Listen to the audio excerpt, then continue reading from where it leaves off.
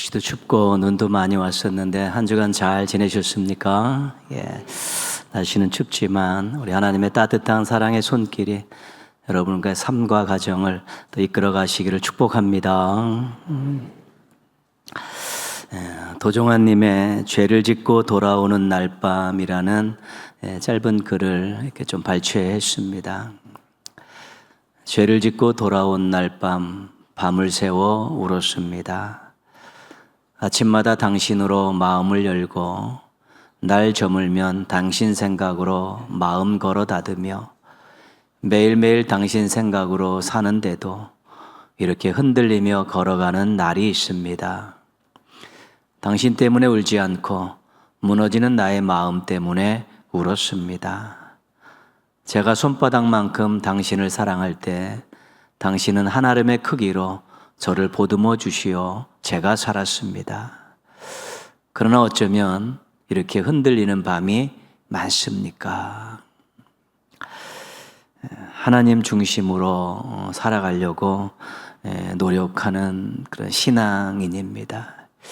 하나님께 과분한 사랑을 받고 있다는 것도 알고 있고 또 감사하며 살고 있습니다.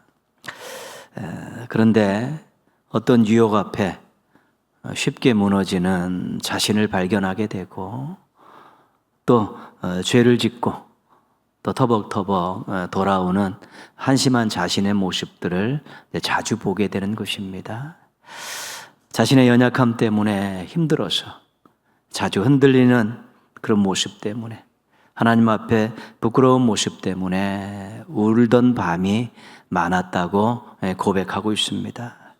하나님 중심으로 살고 싶은데 하나님 중심으로 살지 못해서 고민이 많은 그런 신앙인입니다. 비단 이분만의 고민이 아니라 실은 우리들의 고민이기도 합니다. 하나님 중심으로 살고 싶고 믿음 생활 잘하고 싶고 나도 정말 누구 못지않게 멋지게 신앙의 길 걷고 싶은데 어떤 것에 의해 쉽게 무너지는 자신을 발견하게 되고요. 또 하나님 앞에 부끄러운 자신의 모습들을 또 발견하면서 그것 때문에 또 힘들어하고 그것 때문에 또 기도하고 또 그것 때문에 다시 한번 하나님 앞에 겸손히 쓰는 일들을 반복하는 우리들의 모습이기도 한 것입니다. 그러나 이렇게 고민이 없으면 성장이 없습니다. 이런 실패가 있어서 시행착오가 있어야만이 또 믿음도 새로워질 수 있는 것입니다. 그런 의미에서 고민하고 하나님 앞에 죄송스러운 마음 갖고 또 자신의 연약함 때문에 우는 시간들을 갖는 것은 결코 아까운 것이 아니라 부끄러운 것이 아니라 우리 신앙의 성장의 버팀목이 되어지고 디딤돌이 될 수 있는 것입니다. 지난주에 누구를 이란 제목으로 말씀을 나눴습니다. 인생을 살면서 누구를 의식하며 살아야 되는가? 정답은 바로 나와 있습니다. 하나님을 의식하며 살아야 됩니다. 그리고 하나님 중심으로 살아야 되는 것입니다. 하나님께서 이렇게 말씀하십니다. 너는 나 외에 다른 신을 내게 두지 말지니라. 어떤 고백인고 하면 하나님 최고이십니다. 하나님밖에 없습니다. 다른 것들 눈에 차지도 않습니다. 하나님 최고이십니다. 너희는 먼저 그의 나라와 그의 의를 구하라. 그리하면 이 모든 것을 너희에게 더하시리라. 어떤 고백입니까? 하나님 1번이십니다. 하나님 1번입니다. 우선순위 1번 하나님이십니다. 너희는 먹든지 마시든지 무엇을 하든지 다 하나님의 영광을 위하여 하라. 어떤 고백입니까? 하나님 영광을 위하여 삽니다. 이것이 우리가 하나님을 의식하고 하나님 중심으로 살 수 있는 귀한 신앙 고백입니다. 하나님 최고입니다가 안 되면 우상 섬기게 되는 것입니다. 하나님 1번이 안 되면 세상 것이 1번이 되든가 자기가 1번이 되는 것입니다. 하나님의 영광을 위해 살지 않으면 자기의 이익을 위해서 살고 자기의 편리를 위해서 살게 되어 있는 것입니다.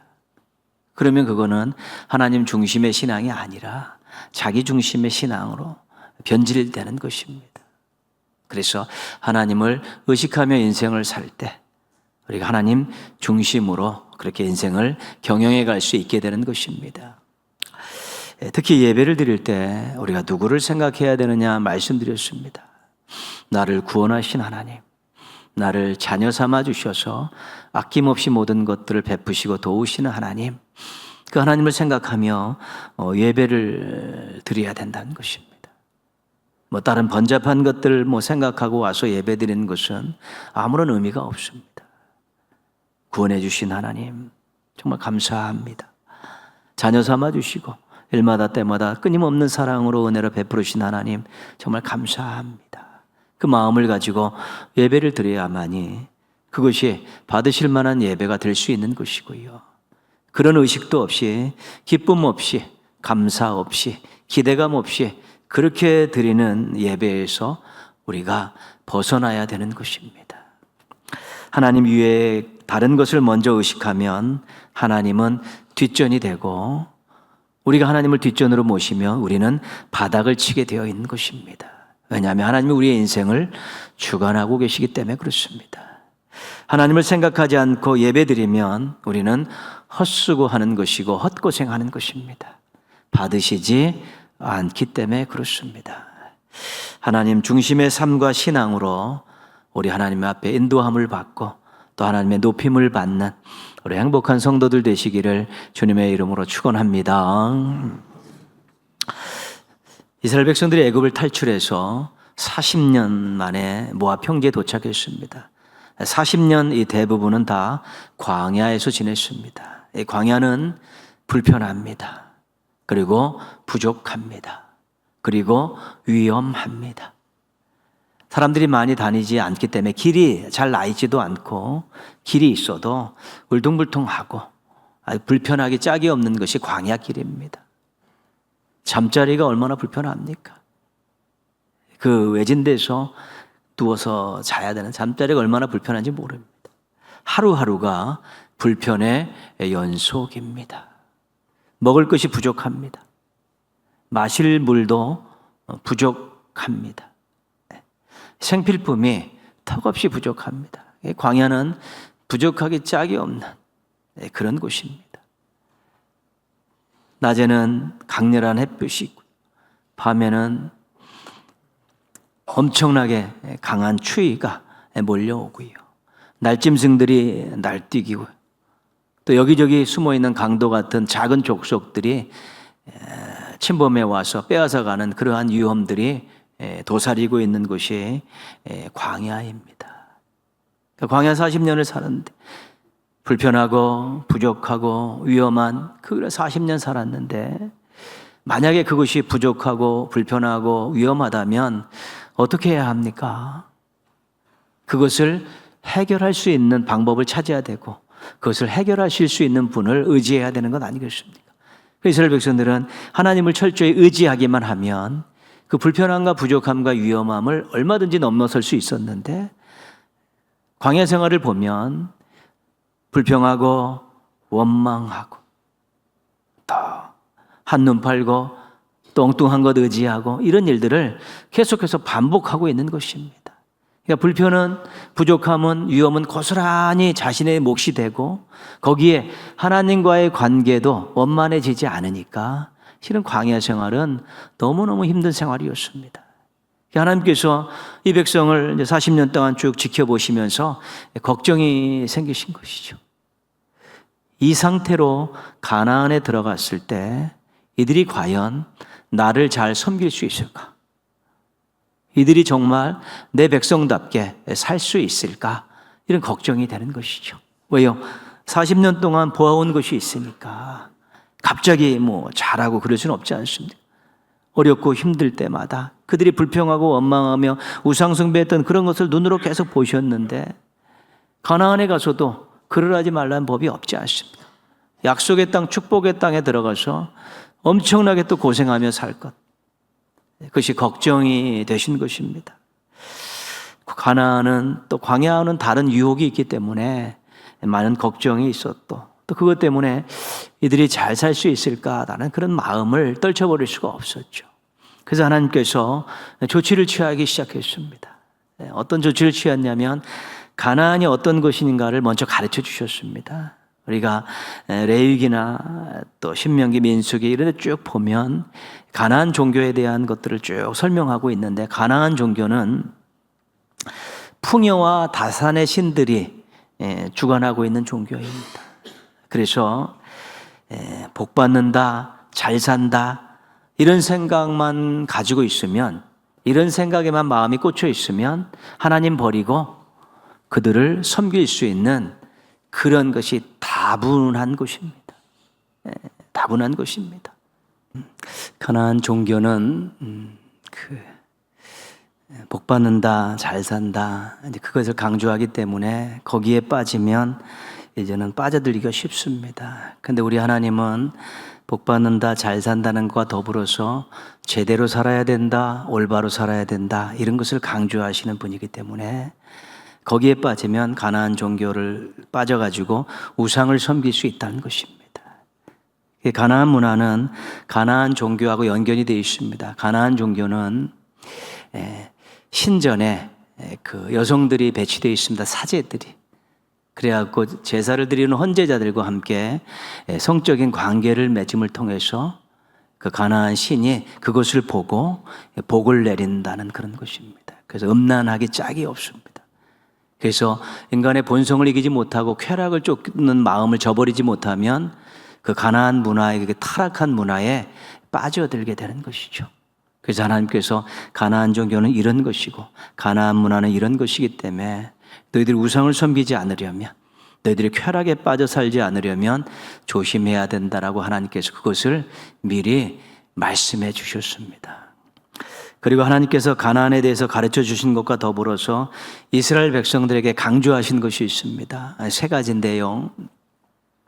하나님을 의식하라. 하나님 의식하라. 그렇죠? 애굽에서 구원해 주신 하나님, 백성 삼아 주신 하나님, 가나안을 축복의 땅으로 약속해 주신 하나님을 의식하며 살아라. 그래서 하나님 중심으로 생각하고 판단하고 행동하면 절대로 유혹에 넘어가지 않기 때문에 그런 것입니다. 너희들 정체성을 분명히 하라. 너희가 누구냐? 내 백성 아니냐? 우리는 하나님의 백성입니다 라는 마음 가지고 정말 하나님 중심으로 하나님을 섬기는 그런 모습들을 잃어버리지 않으면 절대로 유혹에 넘어가지 않는다라고 그들의 신앙을 독려하고 있는 것이고요. 율법을 기억하라. 하나님 백성은 하나님 말씀대로 살아야 되는데 하나님 말씀에서 하라는 대로만 하면 절대로 곁길로 빠질 일 없고 신앙의 정로를 걸을 수 있고 신앙과 삶에 이상이 생기지 않을 수 있다. 그래서 하나님께서 하나님을 의식하고 살아라. 정체성을 분명히 해라. 율법을 기억하라고 강조하신 것입니다. 쭉 보면 우리 하나님은 어떤 하나님이시냐면 배려하시는 하나님이십니다. 이스라엘 백성들이 그들을 구원해내시고 이끌어주시면서 앞으로 가야 될 가나안 지역에 가서 신앙을 잃어버릴까 봐, 삶이 엉망진창이 될까 봐 하나님께서 미리 모든 것들을 다 말씀 속에다가 다 집어넣으셨습니다. 그래서 모세를 통해서 가르치게 하신 것입니다. 그 말씀을 잘 보면 그것이 하나님께서 어떤 것을 걱정하고 계시고 어떤 것을 위해서 우리에게 무언가를 주신 것을 다 알 수 있습니다. 오늘 우리들이 가지고 있는 이 성경도 실은 하나님의 배려의 산물입니다. 어떻게 하면 구원받을 수 있느냐? 구원받은 이후에 어떻게 하면 신앙을 잘 관리하며 성장시킬 수 있고 어떤 위험들이 있는데 잘 피해갈 수 있고 어떻게 살아야 하나님을 기쁘시게 할 수 있는가가 다 담아 놓으셨습니다. 그 말씀을 가까이 하고 말씀을 읽고 말씀을 배우고 말씀을 묵상하면서 그렇게 우리가 말씀 앞에 늘 자신을 세울 때 그 속에서 얼마나 하나님이 우리 자신을 사랑하시는가를 깨닫게 되고 우리의 신앙과 삶을 위해서 얼마나 많은 배려를 하고 계신가를 우리가 알게 되는 것입니다. 신앙이 한번 도약할 때는 언젠가 하면 하나님의 사랑의 마음을 깨달을 때입니다. 하나님이 나를 위해서 얼마나 많은 것들을 준비해 놓으시는 것을 알게 될 때 신앙이 한번 도약하는 것이고요. 삶 속에서 하나님의 은혜를 경험하는 그 순간에 또 한번 삶이 신앙이 도약할 수 있는 것입니다. 그래서 우리가 건강한 신앙과 건전한 삶의 기반이 이 말씀이라는 것, 하나님 우리를 위해서 배려해 놓으신 모든 것들이 다 담겨 있다는 거 기억하면서 우리가 하나님 주신 이 말씀을 감사로 잘 받고 잘 활용해야 되는 것이고, 그렇게 될 때 말씀이 우리에게 힘을 주고 우리를 이끌어가고 빛이 되고 또 우리가 신앙과 삶을 건강하고 건전하게 이어갈 수 있도록 도와주는 것입니다. 모쪼록 하나님께서 배려해 주신 이 말씀 가까이 하고 잘 활용하셔서 건강한 신앙, 건전한 삶을 잘 이루어 가시기를 바랍니다.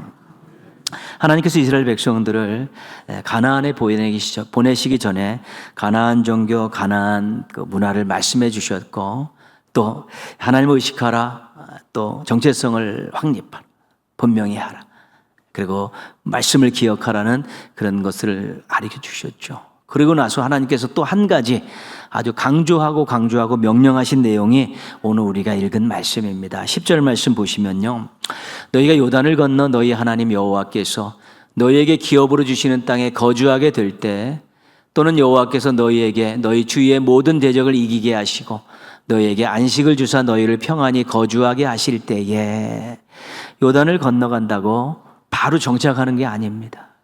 거기는 7 족속의 가나안 족속이 있었고, 또 그들이 이미 좋은 땅들은 다 차지하고 있었기 때문에 때로는 전쟁을 해야 되고, 전쟁을 해서 땅을 빼앗으면 또 삶의 기반들을 가꾸어야 되는데, 여호수아에 따르면 이 정복 전쟁을 7년 정도 합니다. 7년 정도. 7년 동안 땅을 확보하고 터전을 맞이하는 그런 시간들을 보낸 것이지요. 그래서 이제 정착되었을 때, 안정되었을 때 이 일을 하라, 그렇게 말씀하신 것이죠. 어떤 일이냐면 11절입니다. 너희는 너희 하나님 여호와께서 자기 이름을 두시려고 택하실 그곳으로 내가 명령하는 것을 모두 가지고 갈지니, 곧 너희의 번제와 너희의 희생과 너희의 11조와 너희 손의 거제와 너희가 여호와께 서원하는 모든 아름다운 서원물을 가져가고, 그렇게 정착된 다음에는 하나님의 이름을 두시려고 택하실 그곳으로 함께 모이라는 것입니다. 하나님의 이름을 두시려고 택하실 그곳은 바로 성막이 있는 곳입니다. 성막이 있는 그곳으로 제사를 드릴 준비를 다 하고 와서 함께 하나님 앞에 제사를 드려라. 이것이 하나님께서 마지막으로 꽉 찍어서 말씀하신 것입니다. 가나안이 어떤 곳인지를 알고, 또 자신들이 신앙을 어떻게 잘 가꾸어야 되는 것도 아는데, 막상 그 땅에 들어가서 가장 중요한 것은 함께 모여서 한 자리에서 하나님께 예배 드리는 것, 제사 드리는 것, 이것이 가장 중요한 일이라고 그렇게 못 박으신 것입니다. 제사는 하나님께 드리는 것 아니겠습니까? 레위기에 보면 제사법이 복잡합니다. 복잡해요. 왜 복잡하냐면 하나님 뜻대로, 하나님 방법대로 드려야 되기 때문에 그렇습니다. 그런 거 정해놓지 않으면 그냥 자기가 털레 와서 자기 마음대로 드리게 되는 것이죠. 그렇기 때문에 제사법이 아주 복잡하죠. 그래서 하나님만 바라보고 귀한 것들을 준비해서 하나님 앞에 드리면서, 하나님 최고이십니다, 하나님 1번이십니다, 하나님 중심으로 살겠습니다, 그런 마음을 가지고, 고백을 가지고 제사를 드리죠. 그럼 구약에서는 그 제사를 하나님께서 흠양하셨다, 그렇게 하지 않습니까? 그 헌제자들이 함께 모여서 드리는 그 예배를 하나님께서 흠양하셨다, 받아주셨다는 것입니다. 이 제사를 잘 드리고 흩어지면 각자의 삶에 가서 하나님 중심으로 살고 하나님 뜻대로 살아가는 삶을 살아낼 수 있는 것입니다. 함께 모여서 제사 드리는 것이 그렇게 중요한 것입니다. 그것이 흩어지면 삶의 자리에 가서 하나님도 잊어버리고 하나님 뜻대로 살지 못하는 일들이 생겨나기 때문에, 그럼 신앙의 위협도 받고 가나안 종교와 가나안 문화에도 흡수될 수 있으니까, 너희들이 여러 가지 많은 것들 준비하지만 제일 중요한 것은 모여서 함께 제사를 드리며 하나님이 어떤 분인가를 확인해라, 하나님께 최고의 영광을 올려드려라. 그리고 그 말씀 주시는 말씀 붙들고 삶의 자리에 가서 열심히 살 때 신앙과 삶을 지켜낼 수 있다, 이런 취지인 것입니다. 구약의 제사가 오늘 우리에게 예배입니다. 우리도 주일 예배 시간, 장소 정해서 매주일 모여서 함께 예배를 드리지 않습니까? 자신의 마음도 준비하고 예물도 가지고 와서 그렇게 하나님 앞에 함께 최고의 영광을 드리는 것이 예배입니다. 예배는 신앙 고백입니다. 예배는 신앙 고백. 내가 믿고 섬기는 하나님이 어떤 분인가를 자신이 고백하는 것입니다. 여러분, 우리에게 무언가를 줄 때 툭 던져주면 그 사람은 나보다 높은 사람입니까? 낮은 사람입니까? 내가 생각할 때 그 사람은 나보다 못한 사람이라고 생각하면 그 던져주는 것이죠. 적선하듯이. 근데 최고의 예우를 갖춰서 오랜 동안 준비해갖고 무언가를 드릴 때 그분은 나에게 어떤 존재입니까? 귀한 존재입니다. 정말 귀하고 귀한 존재입니다. 그래서 우리가 하나님께 예배를 어떻게 드리냐에 따라서 하나님이 나보다 저 밑에 분으로 생각하고 하찮게 여기는 그런 모습들이 나올 수도 있고, 정말로 최고의 지극정성으로 드리는 위대하신 하나님이라고 생각하고 드릴 수도 있는 것이기 때문에 예배의 마음가짐과 태도를 보면 자신이 섬기는 하나님이 어떤 분이든가를 분명하게 알 수 있습니다.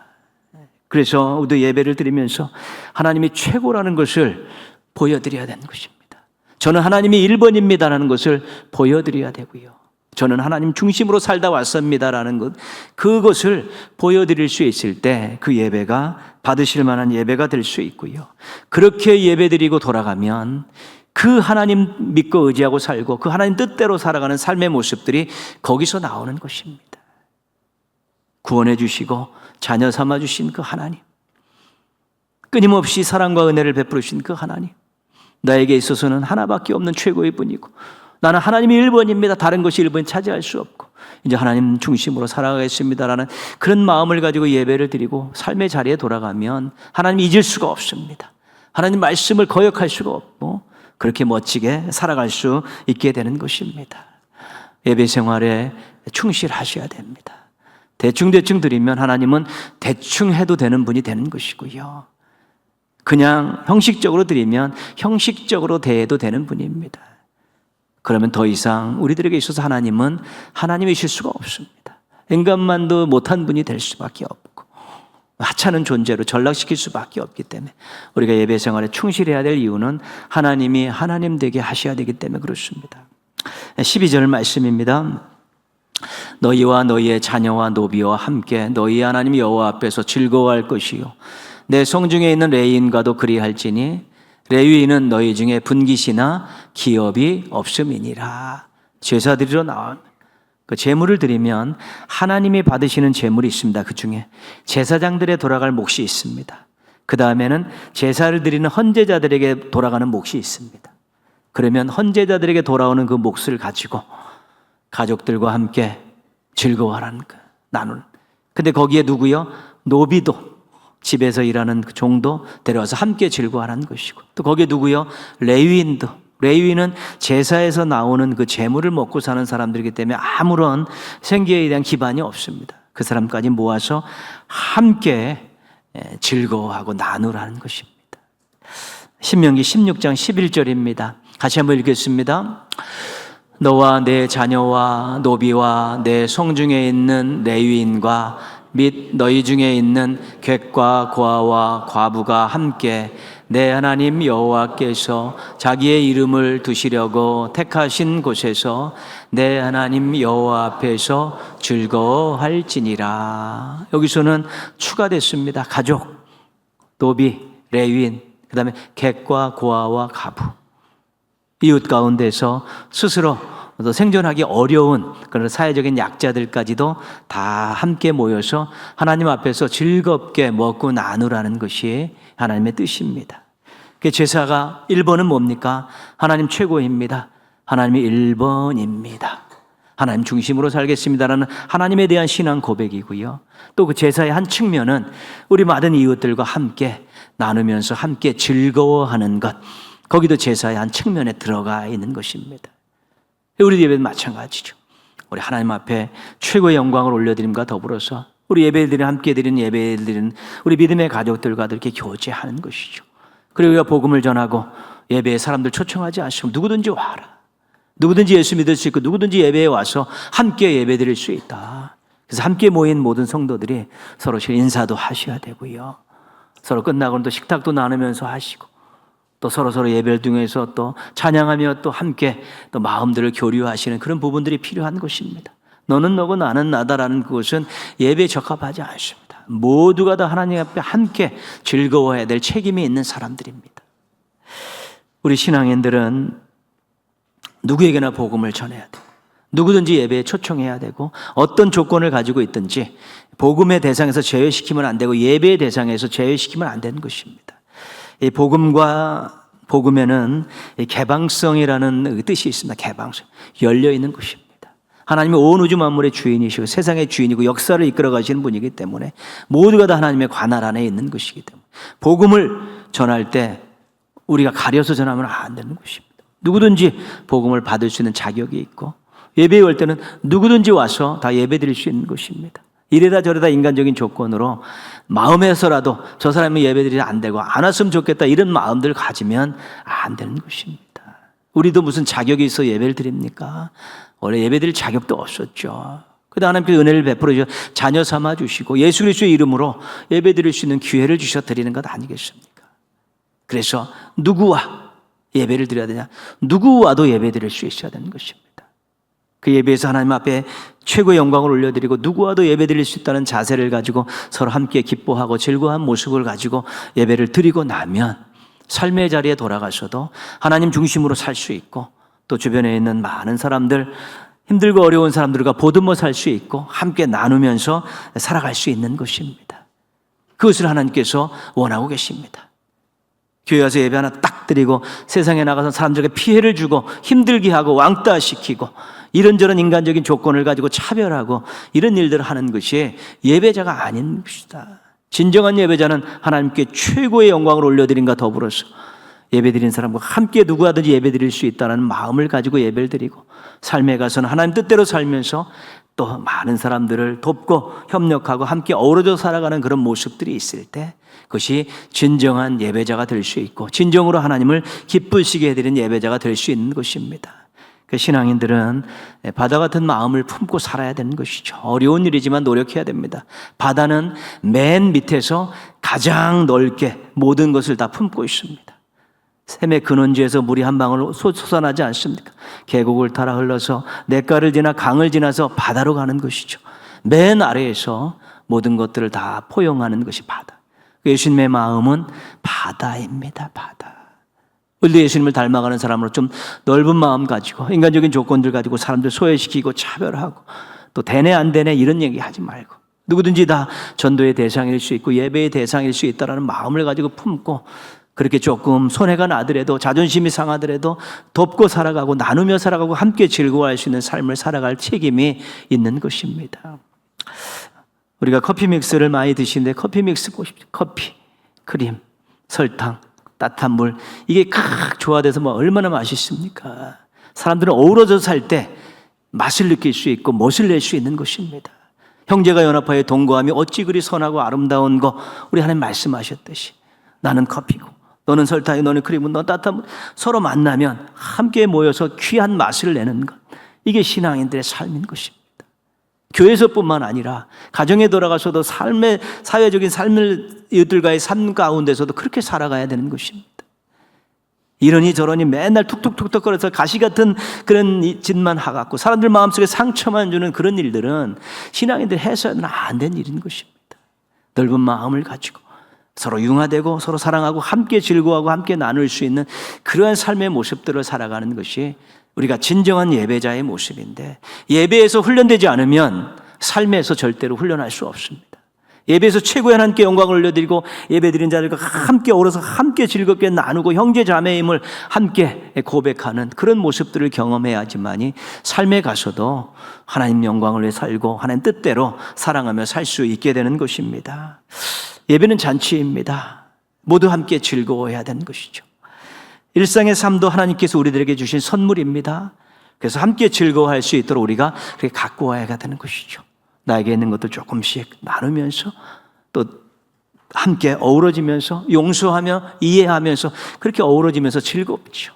예배가 잔치 같은 삶도 잔치 같으면 그것만큼 멋있는 것이 어디 있습니까? 그것만큼 맛있는 삶이 어디 있겠습니까? 모쪼록 우리가 누구를 하나님을 의식하는 것이고 누구와 누구와도 이런 마음을 가지고 예배 드리시고 또 삶에 가서도 그러한 기본적인 생각을 가지고 성실하게 열심히 사셔서 정말 하나님의 살아계심을 보여주고 하나님의 따뜻한 사랑을 우리 이웃들에게 나누어주는 우리 멋쟁이 신앙인들 되시기를 주님의 이름으로 축원합니다.